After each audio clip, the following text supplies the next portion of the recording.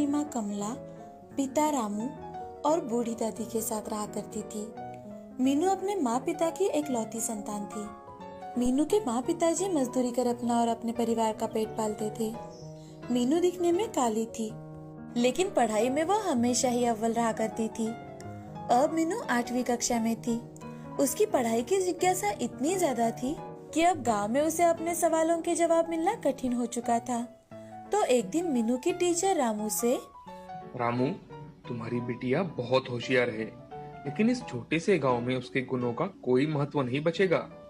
तुम मीनू की पढ़ाई के लिए उसे शहर भेजो, ताकि उसकी अच्छी पढ़ाई हो और उसकी जिज्ञासा पूरी हो। लेकिन जनाब, आप तो जानते हो, हम मजदूरी करते हैं, ये सब हम कैसे कर पाएंगे? देखो रामू, मेरा भाई शहर में रहता है। मैं उससे बात करके तुम्हारे लिए और तुम्हारी पत्नी के लिए वहाँ कोई ना कोई काम जरूर दिलवा दूंगा। लेकिन सर जी, मैं ऐसे फैसले अकेले नहीं कर सकता। मुझे घर जाकर अपनी माँ से बात करनी होगी। हाँ हाँ, क्यों नहीं रामू, लेकिन एक बात याद रखना, तुम्हारी बेटी में अविश्वसनीय गुण है। पढ़ाई करने की पूरी क्षमता है उसमें। तुम उसे जरूर पढ़ाओ और आगे ले जाओ। रामू घर जाने के लिए निकलता है, लेकिन उसके दिमाग में आज सिर्फ और सिर्फ मीनू के टीचर ने कही बात दोहरा रही थी। तो अब वो मन ही मन सोच लेता है कि चाहे जो हो जाए, मैं अपनी बेटी को आगे जरूर पढ़ाऊंगा। उसे जो चाहिए वो सब दिलाऊंगा, चाहे मुझे दिन रात मेहनत क्यों न करनी पड़े। रामू घर जाकर सबको अपना निर्णय बताता है और टीचर की मदद से शहर में एक छोटा सा घर किराए पर ले लेता है और वहीं पर एक बिल्डिंग में वॉचमैन का काम करने लगता है। साथ ही मीनू की माँ भी उसी बिल्डिंग के लोगों के घर जाकर झाड़ू, बर्तन, कपड़े धोना, ये सारे काम करने लगती है। और मीनू का टैलेंट देखकर इंग्लिश स्कूल के प्रिंसिपल भी उसे झट से अपने स्कूल में एडमिशन दिलवा देते हैं। आज मीनू का स्कूल में पहला दिन था। जैसे ही मीनू स्कूल में जाती है, वो दूसरे बच्चों से बातें करने की कोशिश करने लगती है, तो हर कोई उसे टालने लगता है कि तभी एक लड़की, अरे अरे, ये देखो कितनी काली लड़की है। इसे देखकर तो मेरी तबीयत ही बिगड़ जाएगी। उस लड़की की बात सुनकर मीनू को बहुत बुरा लगता है, लेकिन मीनू कुछ कहे बिना ही वहाँ से अपने कक्षा में चली जाती है। तो वहाँ भी उसके पास कोई नहीं बैठता। थोड़ी ही देर में स्कूल की घंटा बज गई और टीचर क्लास में आकर, good morning students. Good morning teacher. अब मीनू हर रोज स्कूल जाती और पढ़ाई करती, लेकिन जब भी टीचर कोई सवाल पूछती और मीनू जवाब देने के लिए हाथ ऊपर करती, तो मीनू की टीचर उसे देख अनदेखा कर देती और किसी और से जवाब पूछती थी। एक दिन की बात है, टीचर ने बच्चों को साइंस का एक सवाल पूछा। क्लास में इस सवाल का जवाब मीनू के अलावा किसी और को पता ही नहीं था। मीनू ने बड़े ही उत्साह के साथ अपना हाथ ऊपर उठाया कि तभी टीचर, किसी को नहीं आता जवाब? टीना, रघु, कोई नहीं जानता इस सवाल का जवाब? अरे बताओ। टीचर टीचर, मैं बताऊं? कोई जरूरत नहीं है। टीचर के ऐसे कहते ही मीनू उदास होकर चुपचाप अपने जगह बैठ जाती है कि तभी miss school of the year के कंपटीशन की नोटिस आती है। तो एक लड़का धीरे से, टीचर, इसमें तो मीनू को ही भाग लेना चाहिए ना? लड़के के ऐसे कहते ही सभी बच्चे तथा टीचर भी हंसने लगती है। अब मीनू दिन ब दिन उदास रहने लगी, तो उसका पढ़ाई पर असर होने लगा। ये देख रामू और कमला मीनू से, मीनू बिटिया, क्या हुआ? देखो बिटिया, हम तुम्हारे लिए ही तो शहर आए हैं ना। और हाँ, आजकल तुम पढ़ाई में बहुत पीछे पड़ रही हो। तुम्हारी टीचर का मुझे आज फोन आया था। वो कह रही थी कि अगर आपकी बच्ची को अगली एग्जाम में ऐसे ही मार्क्स मिले तो उसे हम वहाँ से निकाल देंगे। पापा वो। मीनू बोलते बोलते रुक जाती है, क्योंकि उसे पता था कि उसके माँ पिताजी उसके लिए कितनी मेहनत करते हैं। वो अपने पापा से, नहीं पापा, अब मैं अच्छे से पढ़ाई करूंगी। मीनू की सारी परेशानियाँ उसकी दादी समझ रही थी, लेकिन दादी वक्त आने की राह देख रही थी। अब दूसरे ही दिन दादी मीनू से, मीनू, मुझे पता है कि तेरे स्कूल में तुझे कोई पसंद नहीं करता। तेरे रंग से सभी नफरत करते हैं। तुम दिखने में गोरी नहीं हो, लेकिन हाँ, पढ़ाई में तुम सबसे बेहतर हो। देख लेना, आज नहीं तो कल पूरा स्कूल तुमसे दोस्ती करना चाहेगा। तुम सिर्फ और सिर्फ मन लगाकर अपनी पढ़ाई करो, बाकी की बातों पर ध्यान मत देना बेटा। दादी की बातों से मीनू अब बहुत ज्यादा प्रेरित हो जाती है और मन लगाकर अपनी पढ़ाई करने लगती है और धीरे धीरे वो फिर से अपने आप को काबिल बनाने लगी। मीनू मोबाइल के जरिए हर एक सवाल का जवाब ढूंढने लगी। दिन बीत रहे थे, लेकिन अभी तक स्कूल में मीनू से कोई भी बात नहीं कर रहा था।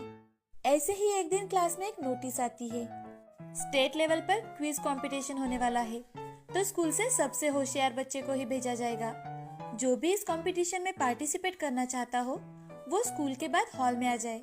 ये नोटिस सुनते ही मीनू बहुत ज्यादा खुश हो जाती है और स्कूल के बाद हॉल में पहुंच जाती है।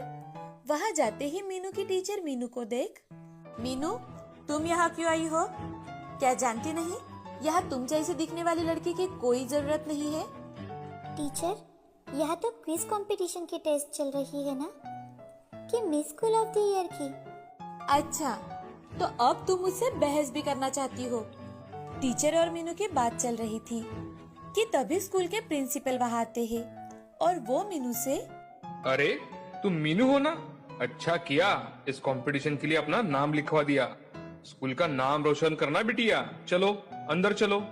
प्रिंसिपल के ऐसे कहते ही मीनू की टीचर की बोलती बंद हो जाती है और मीनू प्रिंसिपल के साथ हॉल में चली जाती है। वहाँ जाकर मीनू सबको अपने ज्ञान से चकित कर देती है। उसका ये टैलेंट देख मीनू को उसके चेहरे से नफरत करने वाला हर एक बच्चा उसकी ओर देखता ही रह जाता है। अब मीनू स्टेट लेवल पर होने वाली कंपटीशन में भी फर्स्ट आती है। मीनू के माँ पिताजी भी अपनी बेटी की तरक्की देख बहुत ज्यादा खुश हो जाते हैं। इस कहानी से हमें ये सीख मिलती है कि किसी की पहचान उसकी सुंदरता या गोरापन नहीं होता। इंसान की सही पहचान उसके दिल और दिमाग से होती है। श्रीरंगपुर नाम के गांव में हरिया नाम का एक किसान रहा करता था। उसकी पत्नी सुमति उसे खेतों में मदद कर दिया करती थी। हरिया के परिवार में उसकी बेटी सुधा और बेटा राम, ऐसे 2 बच्चे थे। उनका परिवार हंसी खुशी अपना जीवन व्यतीत कर रहा था। हरिया एक बार खेतों में जाने के लिए निकला तो सुमति हरिया से, सुनिए जी, आज घर लौटते समय राशन लेते आना, घर का सारा राशन खत्म हो गया है। ठीक है, मैं घर आते समय लेकर आऊंगा। आप आगे चलिए, मैं थोड़ी ही देर में घर के सारे काम कर खेतों में आती हूँ। अच्छा ठीक है। हरिया खेतों में जाकर अपने काम कर रहा था कि तभी सुमति वहाँ आकर उसे खेतों में मदद करने लगती है। कुछ ही दिनों बाद बारिश का मौसम शुरू हो जाता है। हरिया और सुमति खेतों में काम कर घर लौट आते हैं। उस दिन बहुत तेज बारिश थी और तेज बारिश के कारण सभी खेतों में पानी भर जाता है। खेतों में जो भी लगाया हुआ था वो सब खराब हो गया था। अब हरिया और सुमति के खाने के भी लाले पड़ने लगे। हाय रे मेरी फूटी किस्मत, इस साल खेतों में तो बाढ़ की वजह से सब चला गया। अब हम क्या करें? हमारा गुजारा कैसे होगा?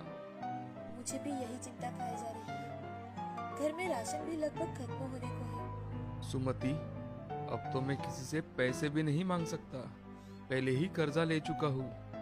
उन दोनों की बातें उनकी बेटी सुधा सुन लेती है और सुधा अपने पिताजी से, पिताजी, मैं आपके पैसों की तो कोई सहायता नहीं कर सकती, लेकिन मेरे पास एक अच्छा सुझाव है, शायद आपको पसंद आए। कैसा सुझाव बिटिया? हमारा तो दिमाग काम करना ही बंद हो चुका है। अब तुम ही बताओ कुछ। पिताजी, आपको याद है आपने एक बार घर में मटके में चिकन बनाया था, जो कि बड़ा ही स्वादिष्ट था। मैंने तो आज तक ऐसा चिकन कभी नहीं खाया। क्यों ना आप मटका चिकन बेचना शुरू कर दे? इससे हमारी सारी प्रॉब्लम खत्म हो जाएंगी। तुम्हारा विचार तो बहुत अच्छा है, मगर बिटिया हमारे पास इतने पैसे नहीं हैं और हम वो चिकन कहाँ बेचेंगे? यहाँ गांव में कौन हमसे मटन चिकन खरीदेगा? उनकी बातें सुन राम हरिया से कहता है, पिताजी, सुधा ठीक कह रही है। हमारे गांव के बाहर हाईवे है, वहाँ बहुत सारे लोग आते जाते हैं। अगर हमने वहाँ रोड के साइड में दुकान डालकर मटका चिकन बेचना शुरू किया तो हमें ग्राहक भी मिलेंगे और हमारे घर की सारी समस्याएं भी मिट जाएगी। मुझे भी बच्चों की बात बिल्कुल सही लगी। वैसे भी एक प्रयास करने में क्या हर्ज है। ठीक है, मैं कल जाकर अपनी जगह देख कर आता हूँ।